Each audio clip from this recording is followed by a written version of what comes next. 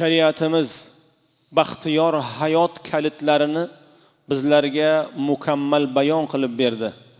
Hazrati Payg'ambarimiz alayhissalatu vassalom ulug' shariatni tushirib, odam nima qilsa saodatmand bo'ladi, qanday hayot kechirsa marhamatga musharraf bo'ladi, dunyo va oxirati obod bo'lishligini bizlarga mukammal tushuntirib ketdilar. Alloh taolo dunyo bobida, dunyodagi rizq va nasiba bobida odam bu dunyo bilan qanday munosabat va muomalada bo'lish bobida ham qator ko'rsatma-yu oyatlar nozil qildi. Xususan Juma surasining 10-oyati: "Fa iza qudiyatis salat fantashiru fil ard wabtaghu min fadlillah wadhkurulloha kaseeran la'allakum tuflihun." Ey iymon keltirganlar, namoz tugagach ishingizga tarqalib Allohning fazli karamidan rizq talab qiling. Najot topay desangiz Allohni ko'proq zikr qiling deb Alloh marhamat qiladi. Ya'ni juma kuni ertalabdan namoz jumani payda bo'lamiz. Imkon qadar oilaviy ta'minotlar, hayot harakatlarini susaytiramiz. Kattaroq bir ishni juma kuni sabohda boshlamaymiz. Juma kuniga charchab qolmaslik uchun, juma namozining fazlidan, fayzidan, barakotidan mahrum bo'lmaslik uchun. Alloh taolo jumaga kelganlarni, juma namozini o'qiganlarni harakatlariga, niyatlariga tahsin o'qib, ularga Alloh marhamat qilyapti. Fa iza qudiyatis salat, namozni o'qib bo'lgach, namozni tugatdingizlarmi? Fantashiru fil ard, ruy zaminga bemalol tarqalavering. Wabtaghu min fadlillah, Allohni marhamati bilan sizlarga halol qilingan rizq va nasibadan bahramand bo'lavering. Najot topay desangiz Allohni zikrini ko'proq qiling. Oyati karimaning avvali ham namoz, oxiri ham namoz. Avvali ham ibodat, oxiri ham ibodat. O'rtaga inson va uning hayoti.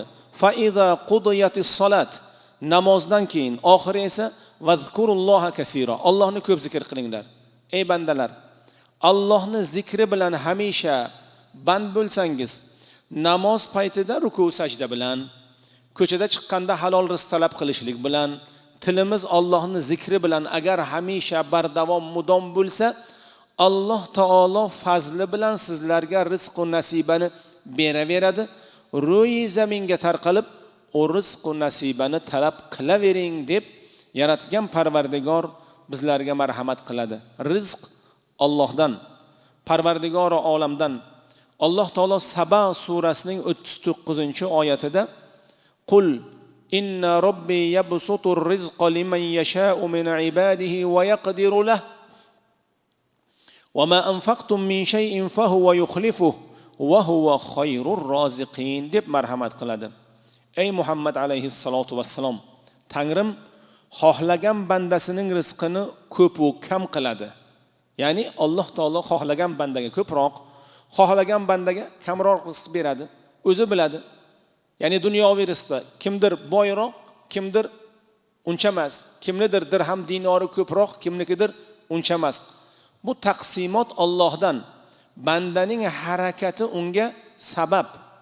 Alloh taoloning o'zi kimnidir rizqini keng qiladi, kimnidir rizqini esa shu qadar qiladi. Biror narsani agar xayr va ihson qilsangiz, albatta Alloh uning o'rnini to'ldiradi.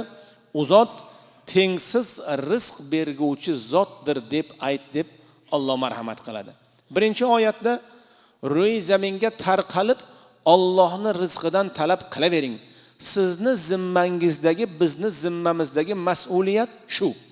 Bu oyatda esa Alloh taolo o'zi rizqlarni taqsimlab qo'ygan. Ikkalamiz birga yuramiz, sizga ko'proq, menga kamroq. Taqsimot Allohdan. Demak, ikkita oyatni birga tushuninglar deydi Alloh. Ikkita oyatni birga anglanglar, harakat qiling, ruy zaminga yuring, Allohning fazlidan talab qilavering. Ammo keladigan natija, hosil bo'ladigan mahsulot bu Allohdan. Qancha beradi Alloh o'zi biladi endi. Nima uchun menga kam va unga ko'p demang. Ikkalamiz birga ishladik, birga tijorat qildik. Nima uchun? senga ko'proq, menga kamroq demang. Ikkalamiz bir xil amalni, bir xil o'qishni, bir xil ishni qilgandik. Nima uchun undoq bundoq demang. Harakatni qiling, baraka va natijalarni esa Alloh taologa qo'ying deb Alloh subhanahu va taolo marhamat qiladi.